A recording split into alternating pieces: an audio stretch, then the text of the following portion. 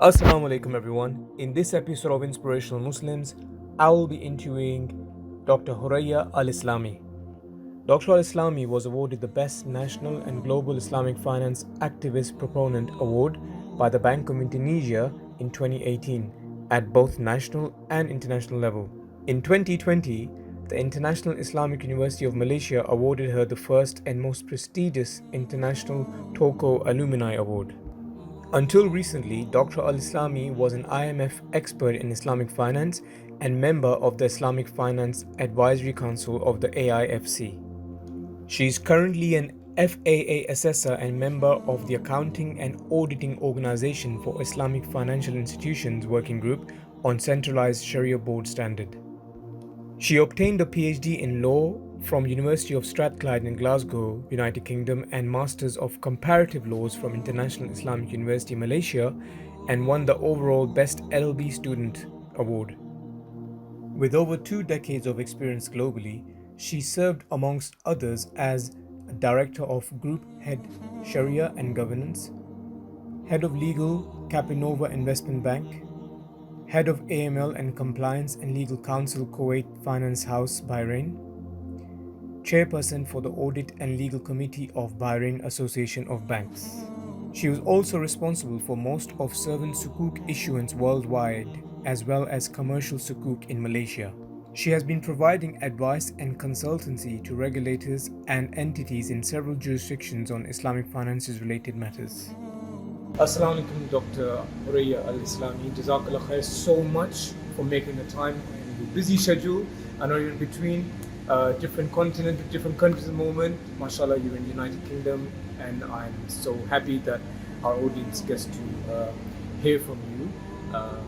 Can you give us a background about yourself? I mean, I know your background, and alhamdulillah, I'm very humbled to be here today. But can you give us a background about yourself and what you're doing at the moment, for example, in the United Kingdom, and what your vision is for the next foreseen 12 months in terms of all the different activities that you're involved in? Right. Waalaikumsalam warahmatullahi wabarakatuh. Thank you for having me, Brother Ahad. Well, describing myself, I would say, of course, I'm a woman, I'm a mother, I'm a daughter to my mother, to my parents, and sister to my siblings. But of course, most importantly, I'm the slave of Allah, who basically try to serve my purpose on earth. And what do I do to do this? Well, I actually, of course, leverage on the experience and the expertise that I have gained throughout my career. So right now, in terms of career, my position is the executive board member of the Badan Pengelola Keuangan Haji, that is the sovereign Hajj Pilgrims Fund for Indonesia. Where basically for this role, we manage the Hajj Fund, the Pilgrims Fund, for the Indonesian pilgrims through placement, through investment, trying to actually optimize the return in order to ensure that they can perform good quality Hajj. And also, on the other hand, we also try to actually optimize the benefit that we can give to the society. That is my official position right now. But at the same time, I would say I am very much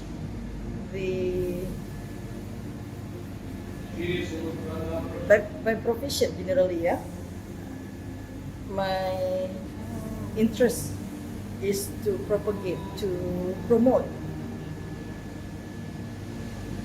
the sustainable finance based on maqasid Shariah, to promote to the people that when we do activities in life, economic, otherwise, it has to be halal, tayyiban.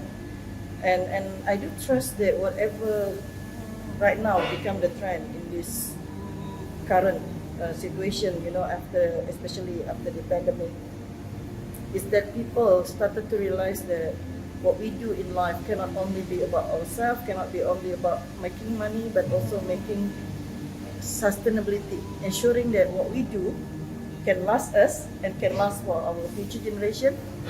And even though they call it ESG and SDG, for me, I believe that actually in Islam, this is what Allah has always wanted us to do since before 1400 years ago. So ESG, for me, is just the modern terminology for halal and tayyiban. And SDG, we have the 17 goals, but in Islam it's actually summarized in a very elegant way by preserving the 5. Maka Shariah, so it's even like, instead of 17 is 5, but this 5 is encompassing everything.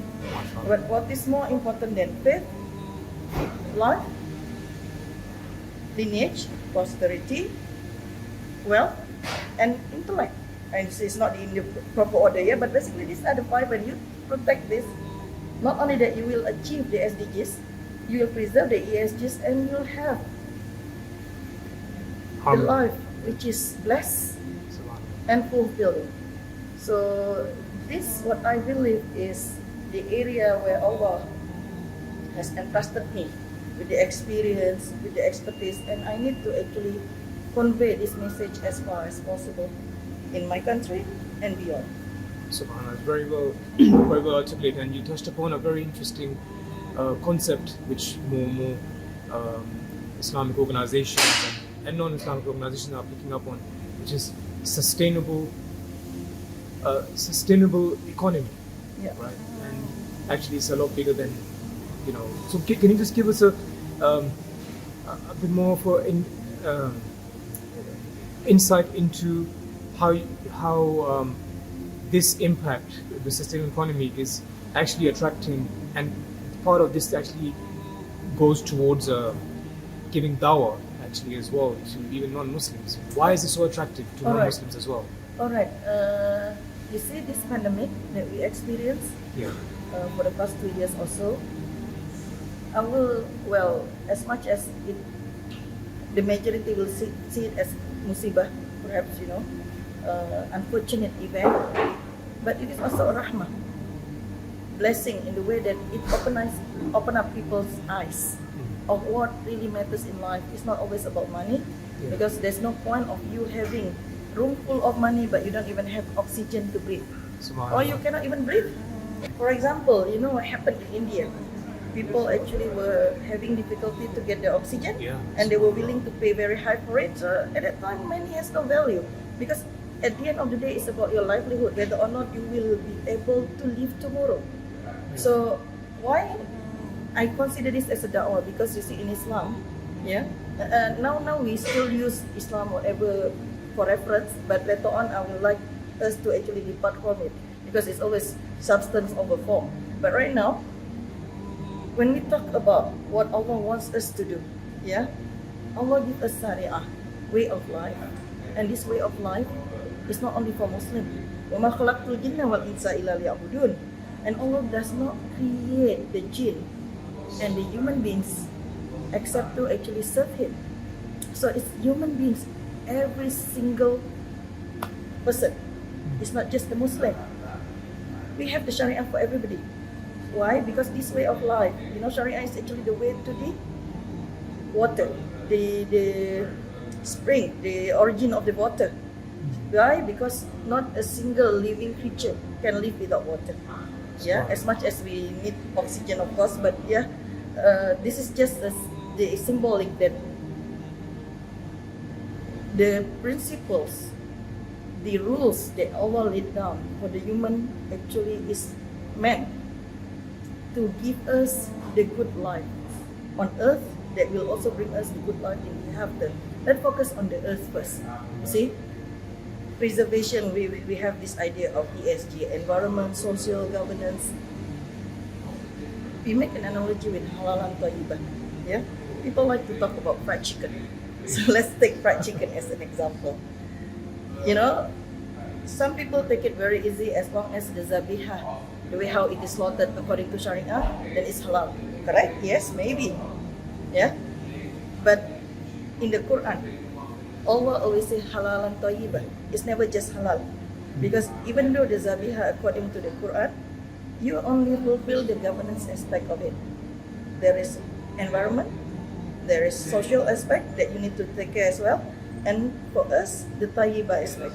The tayyibah meaning the quality itself and the effect it has to whoever use or consume it, and also the ethical aspect of it, the process from A to Z, from how you actually have this poultry in your farm. If your farm cause pollution to the outside society, this is not tayyib. In the way how it is being transported, actually abuse or torture the chicken, this is not tayyib. So the whole process from A to Z until it is being served The full to journey. you, yes, has to be in a good manner, then only it's tayyib. So we are actually fulfilling the environment aspect, the social aspect. And in Islam, it's not social aspect only for the human, but also for the animal. Because, like in Islam, Allah talking about rahmah, about giving, treating others good, it's not only for just human being. Because lahu rizqunna likulli mauludin, for everything that is being born. Subhanallah. Being born is not just human. Animals were being born as well. So, likulli mauludin lahu rizqunna wa kiswatuhunna bil ma'ruf. They have the risk. They have whatever that will cover them, and that's mean provide the comfort. So, well, if we are talking about halal tayyiban, this is, I would say, is actually more superior concept than mere just ESG, because ESG environment, social and governance as much as it is good, but if we are looking into the real substance of halal and tayyiban, it is more comprehensive. But again, as I said, forget the label, because your question about jihad, jihad, for me, as Allah said, balighu anni walau ayat, as it is taught in the Quran, the Prophet said it, convey what it is from me, even if it is just one ayah, one verse, Conveying doesn't mean that you have to speak, doesn't mean that you have to give speech, doesn't mean that you have to preach. No. There are so many ways. By living it, by doing it, by giving a role model for others. This is also jihad. So you see, now we have Shariah. As a Muslim, we know what is Shariah. We know that Shariah is meant as a rahmah to everybody. Live it. Do it. And let others see you doing it. This is your jihad. And then when some people are not really sure about it, explain, elaborate, tell them what it is. So jihad is not always about the Quran say this, the Quran say that. No, you can actually give them the substance. If they're not happy with the label, do not use the label. It's not really important, because this is what is most important. That's why balighu anni walau ayah. It's the substance that you need to convey. It's the substance that you need to send. You need to spread. So, if Islam is about rahmah, Islam is about Shariah that lead to halal and tayyibah, that preserve the maqasid Shariah. But people do not know what is halal and tayyibah. They do not know what is maqasid Shariah. If they ask you, explain. But if it is too complicated for them to appreciate, you can use ESG, you can use SDG, and you actually share with them, try to work together with them in fulfilling this. This is your jihad. This is your da'wah. MashaAllah. That's beautifully articulated, sister. So, in your journey, MashaAllah, you've been doing some amazing work over the last couple of decades with your different roles. What has been your greatest challenge, and what has been your biggest achievement that's close to your heart that Allah has allowed you to achieve? So your greatest challenge and your biggest achievement close to your heart. Well, the greatest challenge, I would say, okay, there are, of course, internal to us as a Muslim, and Yes. there are external. Of course. The internal to us as a Muslim, of course, among the Muslim, we have people who do not believe in Shariah itself. They call themselves Muslim, but they believe there are better way of living the life. The Shariah is just for you to pray, for you to fast, for you to do Hajj. But when it comes to economy, when it comes to education and everything else, they believe there are more superior way of doing it. So this is of course the first challenge, and the second, so the non-believer first, and the second, the fact that unfortunately many of us, we know what we need to do. Many of us have the good intent, but we don't work together. We work in isolation. Every one of us, we want to lead. We want to be the best. But imagine if all these people who have the good intent, if all these organization entities that are actually promoting the same values work together, it will make better impact. Yes. Yeah. So that's the internal to the Muslim. The external one, of course, first awareness and education. Because you see, I realized this when one day I was asked to explain about sustainability, green economy and sustainability. And we kept on talking about halal tayyibah. And then there was this guy from a non-Muslim country, and he's a non-Muslim, and he said, Doctor, what do you mean by halal? So we cannot take for granted, you see, because the idea of rahmah in Islam, the Shariah, is not only for the Muslim. Everyone. So at that time, I took for granted everyone will understand halal. It's so simple thing, but not everybody would understand. So it is a challenge. I don't say it's a bad thing, but we have to acknowledge there is this challenge so that we can address it.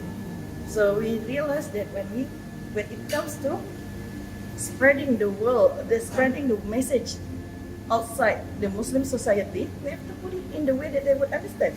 Either that, or we have to actually, before we use terminology, we have to introduce. But you see, the thing is, you do not know which situation you will be in. So if it is a classroom, of course, you can actually do it in an academic way. This meaning this meaning this, you do the elaboration.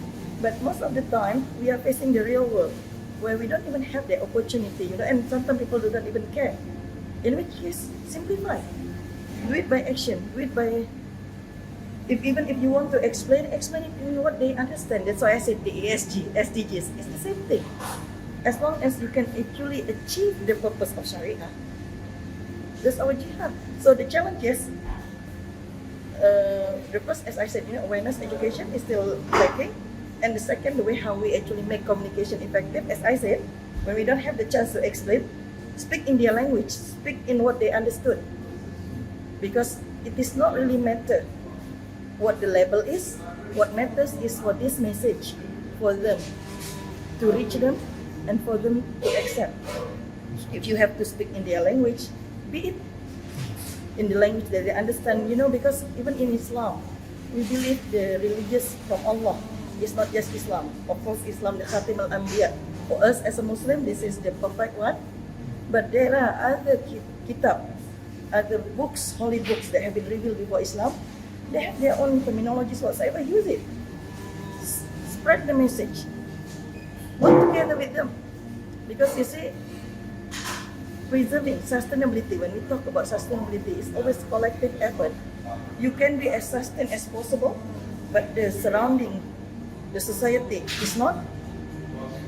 You see, when Allah wants to actually cause damage, just because you are the best, the most noble 1% in a society, it will not protect you. That's why it's always collective.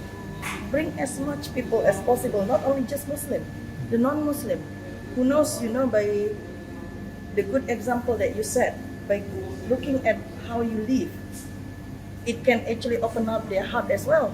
But even if it is not, because this is Allah's prerogative, at the very least, you have shared with them how the true Islamic teaching is, even if you don't call it as a name, we want people to live this way of life, because in the end, it is to sustainability, and this is what Allah wants. And just to segue into that, so with this mindset that you have conducted and encouraging so many of us to partake in, which is a beautiful way of giving dawah. Can you give us examples of how this has enabled you to achieve, what you have set out to do, and how that's impacted people around you, and the different levels of stakeholders that you are involved in, how this has impacted them on a global scale that you operate in? Yeah, very good question, spot on. Because sometimes, this is also one of the point that I like to highlight. Usually, when I actually have this discussion, sometimes we do ESG, but we don't measure the impact. So your question about the impact, we need to monitor, we need to measure. So, do I measure the impact of what I did? To be quite honest with you, of course, it does not come immediately, and sometimes it may happen even without you knowing. I give you a simple example. I've been propagating about how we could improve the state of Islamic finance in Indonesia. Of course, it's not a simple process because then you have to deal with so many stakeholders. But knowing the other day, some of the stakeholders actually informed me that some of the ideas are already incorporated in the draft law. I was like, oh, alhamdulillah. That's mean what I did wasn't in vain. Yeah, that first. And second, it's only 2 weeks ago. In 2015, so it's long ago. Yeah, it's almost 7 years ago. I wrote one article about how we should measure the impact of non-Shariah compliant activities and what we should do about it and all that. When I wrote it, my hope that this could be used as a guideline. Yeah, but after that, I didn't know what happened to it, right? Then 2 weeks ago, I spoke to someone who stayed in the organization. He left already, but he stayed many years after I left. And he told me, look, it's not only used as a guideline there, it was actually used and replicated in other countries. So, MashaAllah, MashaAllah. The thing is, you see, as an individual, of course, I don't have the resources to actually keep on coming back to what I did and check whether or not something has materialized from there. But of course, I will always encourage for institutions when they do ESG, SDG, you have to be able to monitor and you have to be able to measure the impact. Because otherwise, if you keep on doing but not measuring the impact, you wouldn't know whether you are at the right track. But as an individual, I always believe, and then this is actually one of the leading ulama in Indonesia, he shared this with me and it gave me such consolation because sometimes it happened in life that you strive, you give your best for a cause and you knew you could have done it, but for whatever reason, maybe some people do not like the idea or some people have got their own agenda, so you couldn't actually implement this best plan. You are just for whatever reason prevented from doing it. Then he told me, look, Hurriyah, the Prophet, if we measure from our viewpoint as a human, he could be the most failed prophet. Why? Because he couldn't even ask his wife and his children to believe in what he was preaching for. Yeah?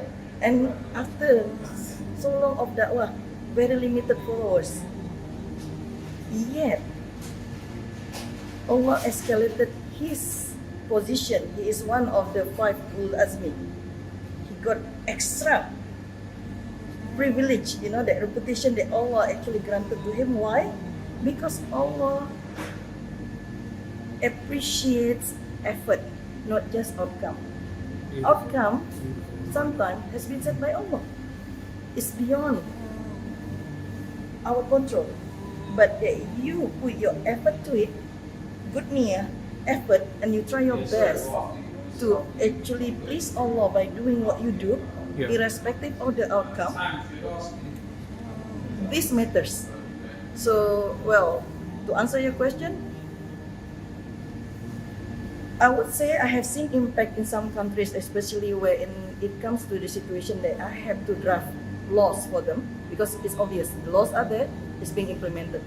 But when it comes to areas where actually I try to reach out through presentation, through sharing ideas, through my writing, usually it takes a while for me to see the impact, but it will come back.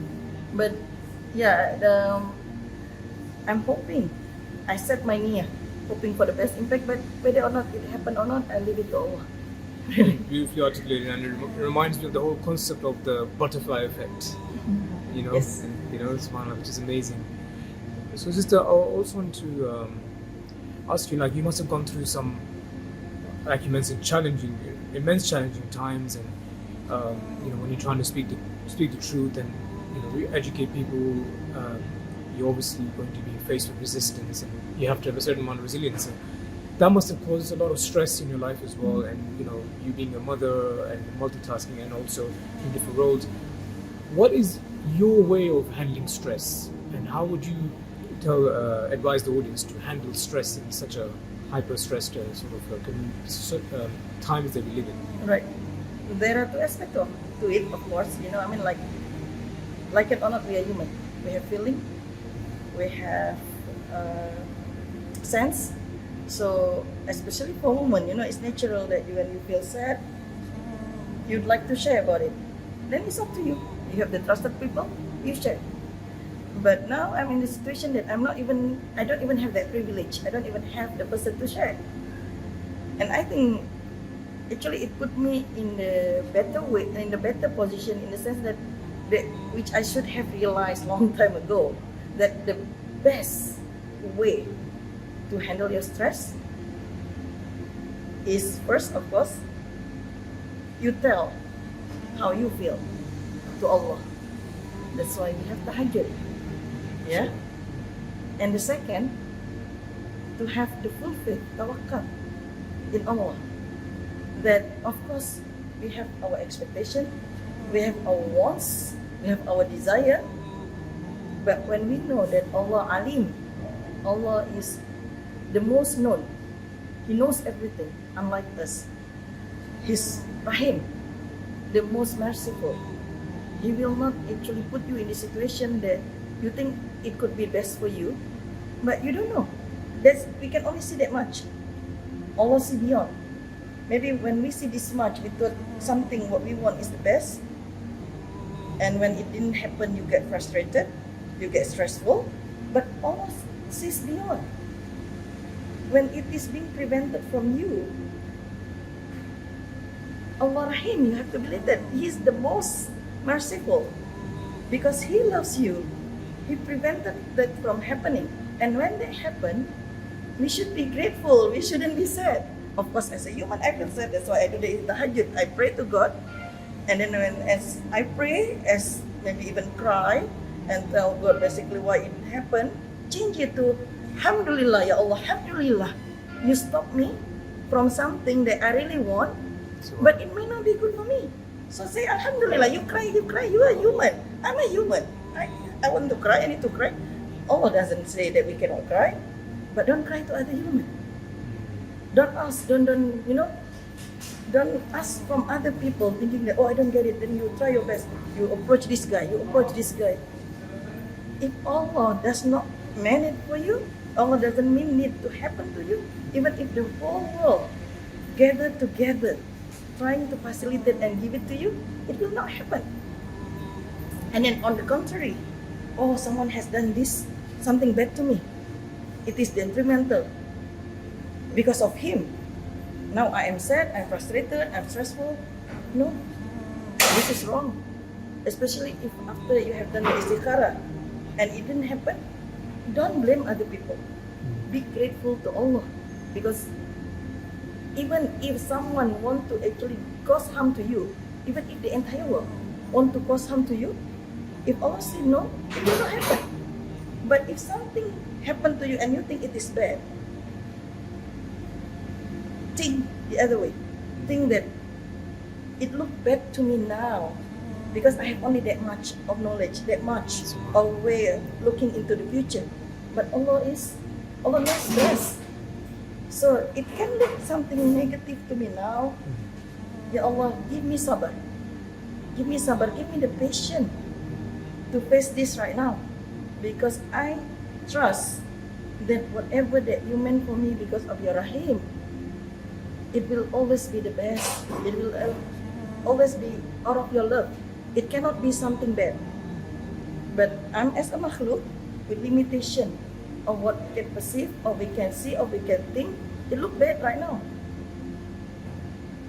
Wait, have the patience. Eventually one day you will learn why that happened. and why eventually it will be something good for you, lead to something better for you in the future, inshallah. Jazakallah khair for those beautiful gems and a beautiful reminder. So you've no doubtly met amazing people in your life on the journey that you've been on.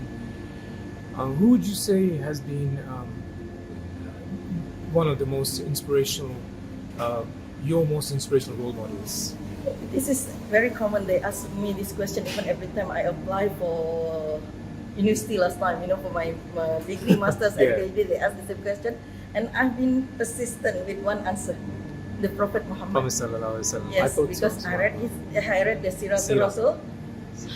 Every time I read it, I couldn't stop crying and crying out of amazement, out of respect, out of love, out of MashaAllah, MashaAllah.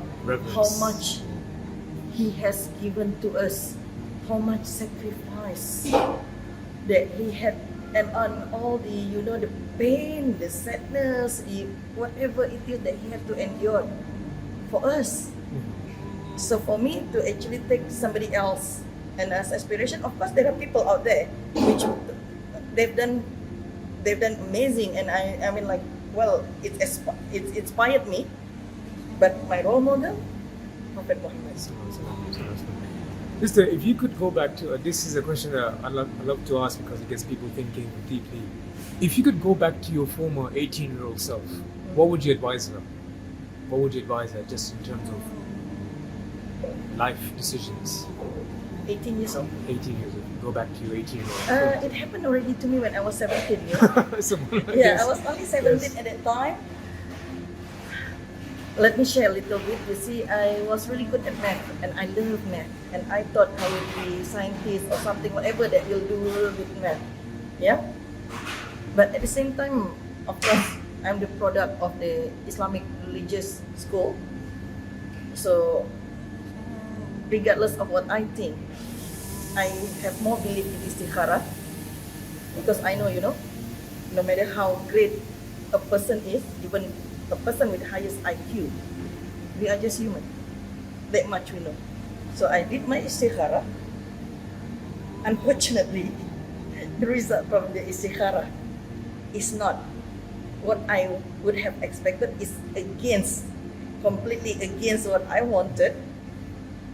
Yet I followed it, and I didn't know at that time. I thought why I didn't want it that much, because I thought it would lead me in the very unfortunate situation, in the undeserving situation, I thought.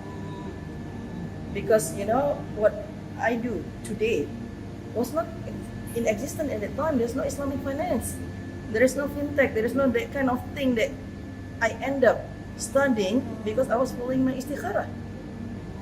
So yeah, it happened. So when I'm sharing this advice to the 18 years old, I'm not just talking the talk. I have walked the walk. Whatever and whenever you reach the point at the crossroad, you need to make a decision. Yes. Do istikharah. It will never disappoint you. Even if you don't like it, it will never disappoint you. But then when you got the answer from God, don't deny. Because if you are in denial, then don't do istikharah, because that means you don't actually leave it to Allah, right? So yes, that's my advice. No matter how educated someone is, sometimes people come to me, Dr. Hurriyah, I would like to get your advice, but always I'll tell them istikharah, because it's only that much any person can know. Allah knows everything and beyond.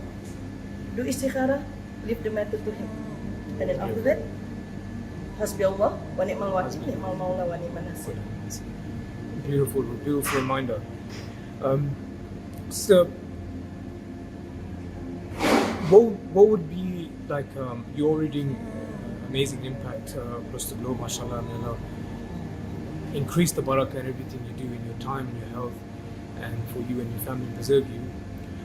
What would be the one thing that you'd want to be remembered for in this dunya, like the impact that you'd want to see, the change you want to see in this dunya?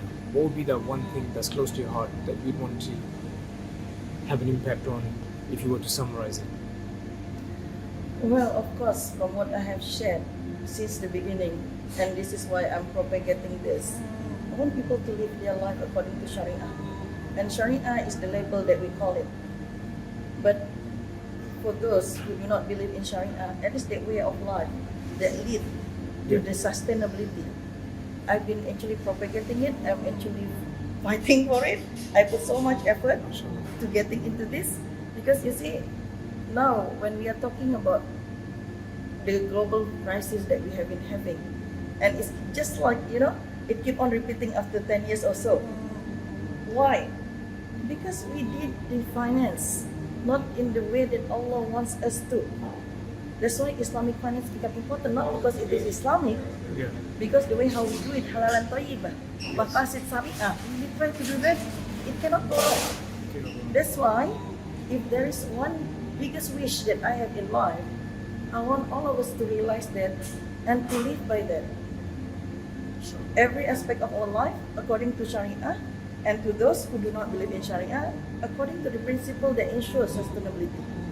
Because this is what Shariah wants. Brilliant, brilliant. My last question is, if the audience want to reach out to you, would the best platforms be, for example, LinkedIn? Because we can put that on the screen. Is that the best platform? Well, of course, I have my LinkedIn, which because the notification is on, so sometimes, most of the time, I see it. Yeah. That will be the best, especially for those who has not had contact in me. But those who have already have my contact, the fastest way to get my attention is through WhatsApp. Okay, perfect. Sister, I can't thank you enough for giving me the opportunity to come to you and the gem that you shared with us. Inshallah, I'm sure a lot of the audience, all of us, will be finding it very beneficial. So once again, Jazakallah khair for giving me your time and sharing your wonderful insights and for the inspiration that you've given me, and I'm sure the audience that's watching as well. Inshallah wa iyyakum, and thank you for having me, and I wish you all the best, and I hope what you do is part of your jariyah, it will become your amal jariyah, because by spreading this message to as many people as possible, inshallah, it could be something that will generate ajr for you, as long as people continue watching what you do. Thank you. Thank you. Assalamu alaikum. So, walaikum salam. Thank you so much for watching. I really hope you enjoyed the interview. Don't forget to subscribe and hit that bell notification so you're alerted as we upload more inspirational Muslim videos.